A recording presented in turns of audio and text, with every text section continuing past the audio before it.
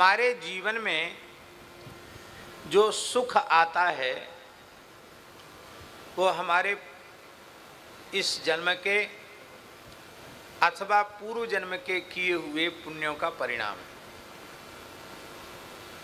और जो हमारे जीवन में दुख कष्ट आता है वो हमारे इस जन्म के अथवा जन्मांतर के किए गए भयंकर पापों का दुष्परिणाम है।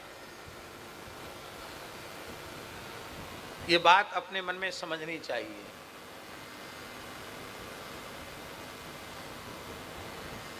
लोग कहते हैं भगवान की कृपा के बिना, भगवान की इच्छा के बिना एक पत्ता भी नहीं हिलता। इसका अर्थ क्या है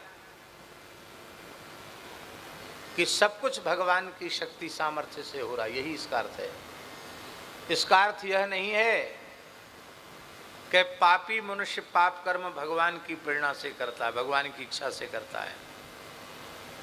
यदि पापात्मा मनुष्य पाप कर्म भगवान की प्रेरणा से करे तो फिर पाप कर्म का फल जीव को नरक में नहीं मिलना चाहिए, 84 योनियों के रूप में नहीं मिलना चाहिए। फिर तो पाप कर्म परमात्मा ही कर रहा है, जो कर रहा है या करवा रहा है, कर्ता कारिता वही है। तो भगवान को ही स्वर्ग नरक की व्यवस्था होनी चाहिए, जीव को नहीं होनी चाहिए। लेकिन भगवान को ये व्यवस्था नहीं है, जीव के लिए ही ये व्यवस्था है। इसका आशय क्या है? इसका आशय है कि जीव को कर्म करने की शक्ति परमात्मा प्रदान करते हैं, देह इंद्रिय मन बुद्धि आदि प्रदान करते हैं, शास्त्र प्रदान करते हैं, संत सद्गुरु प्रदान करते हैं, और भगवान कृपा करके मनुष्य को विवेक प्रदान करते हैं। शक्ति देने के साथ ये सब भी देते हैं। अब इतनी कृपा के बाद भी वह भगवत प्रदत्त शक्ति सामर्थ्य का मनमाने तरीके से उपयोग करे, असत कार्यों में उपयोग करे, तो उसका परिणाम किसे भोगना पड़ेगा? बोलो, किसे भोगना पड़ेगा? उस व्यक्ति को ही भोगना पड़ेगा। एक पिता के पास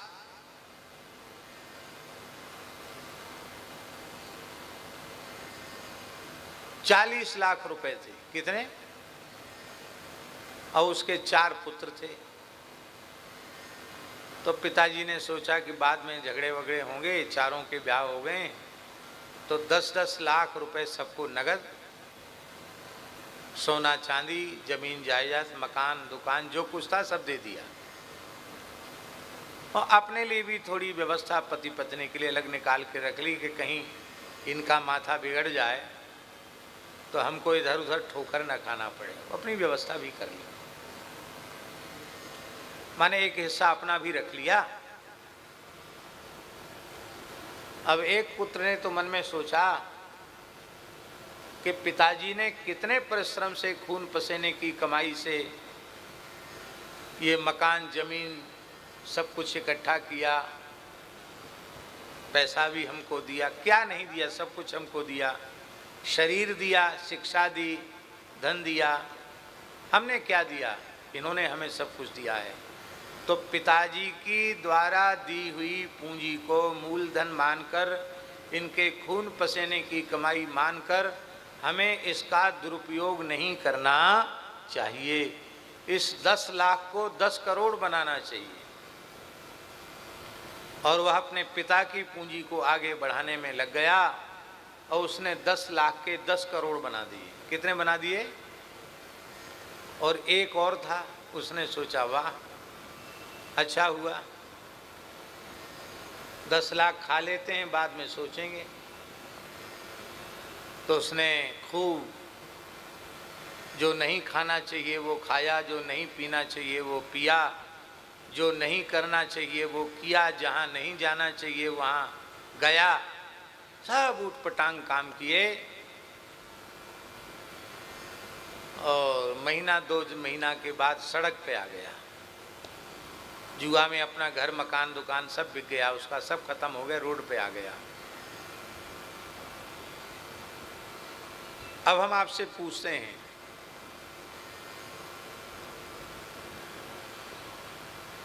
पिता ने कोई अन्याय पुत्र के साथ किया क्या? पिता ने तो अन्याय नहीं किया, पर पुत्र ने पिता की दी हुई शक्ति सामर्थ्य का दुरुपयोग किया। तो दरिद्रता का कष्ट किसे भोगना पड़ेगा, पिता को कि पुत्र को? पुत्र को ही भोगना पड़ेगा। अच्छा, दूसरे पुत्र ने पिता की संपत्ति को बढ़ाया और उसका नाम यश कीर्ति भी खूब उजागर किया और पिताजी से प्रार्थना की कि पिताजी आप अपने हिस्से का मकान, दुकान, जमीन जिसको चाहो उसको दे दो, चाहे कहीं दान पुण्य कर दो, आपके आशीर्वाद से हमारे पास कोई कमी नहीं है, पर मैं आपका पुत्र हूँ, मुझे कृपा पूर्वक आप अपनी सेवा का सौभाग्य प्रदान करें। पुत्र के लिए पिता माता की सेवा से बढ़कर कोई संपत्ति नहीं है और उसने पिता माता को अपने घर में लाकर रखा और वह अत्यंत पूज्य भाव से उनकी सेवा करने लग गया। अब हम आपसे दूसरा प्रश्न पूछते हैं कि पिता अपने हिस्से का सोना, चांदी, जमीन, जायदाद, नगदी उस जुआ, शराब, कबाब करने वाले बेटे को देगा कि जिसने उसके यश को, मान को, कीर्ति को बढ़ाया और सेवा भी कर रहा उसको देगा? किसको देगा? हैं भाई, उसको फिर से देगा तो वो तो फिर उसी काम में नष्ट कर देगा धन को, वो अधिकारी ही नहीं है। ठीक, ये तो एक सामान्य उदाहरण हमने दिया। इसी प्रकार से परम कारुणिक परमात्मा उनकी दी हुई शक्ति सामर्थ्य का जब कोई मनुष्य उत्तम उपयोग करता है तो भगवान अपनी शक्ति सामर्थ्य भी उस मनुष्य को दे देते हैं।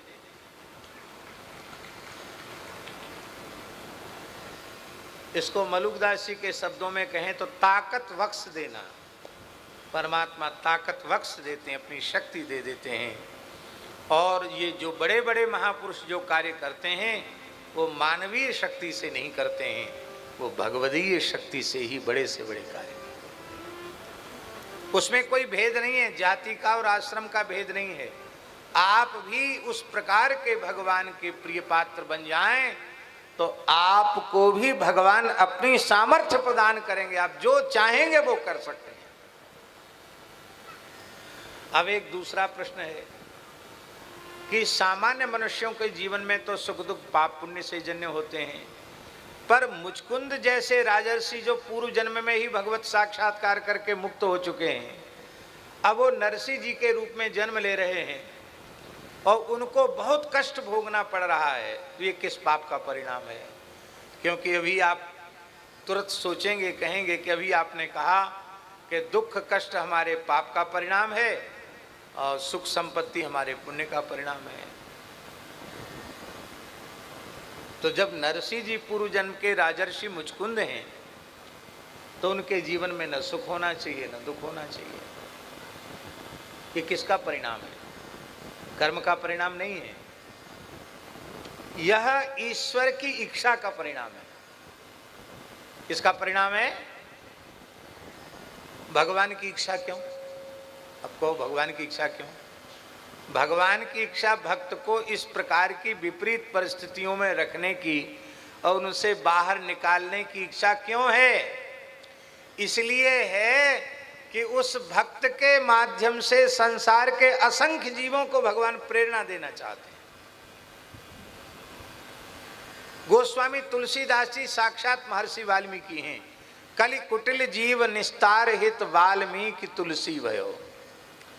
और तुलसीदास जी ने जैसा कष्ट अपने जीवन में दरिद्रता का भोगा,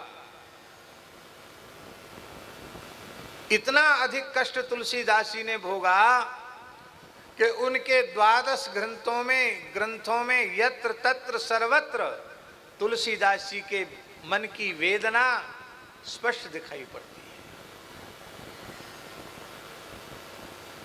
भिखारी के तरह से द्वार द्वार बिललाता हुआ मैं एक एक कण मांगता हुआ घूमता था, लेकिन लोग मुझे छाया से बचते थे। इस भाग्यहीन की छाया हमारे ऊपर न पड़ जाए। मानत हो 4 फर 4 ही चनक को, कोई 4 चने मेरी हथेली पर धरता था तो मैं समझता था कि मुझे धर्म अर्थ काम मोक्ष चारों मिल गए।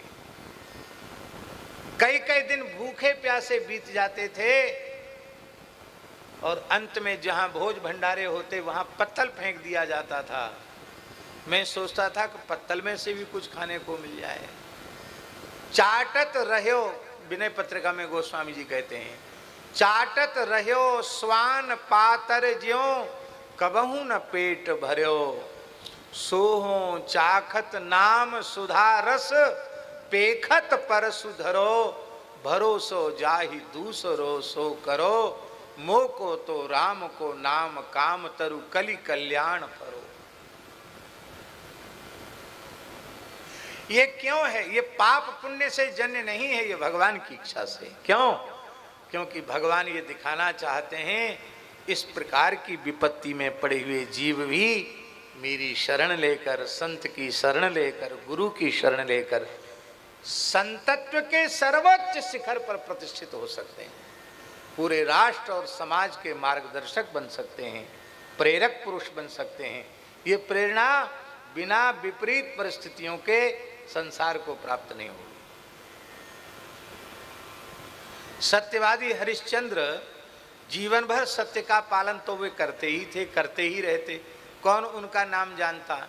यदि विकट परिस्थितियां सत्य के पालन में उनके जीवन में उपस्थित न होती, खुद न बिकते, गृहिणी को बेच दिया, पुत्र बिक गया, खुद भी काशी के भरे बाजार में बिक गए और अपनी पत्नी से भी कर मांगने में उन्होंने अपने सत्य का त्याग नहीं किया, अपने पुत्र के मृतदेह के लिए भी कफन की याचना की, तो ये सत्य से वो डिगे नहीं, इतना कष्ट सहा, तो आज सत्यवादी हरिश्चंद्र का नाम भुवन कोश ब्रह्मांड में गुंजायमान है, विख्यात है।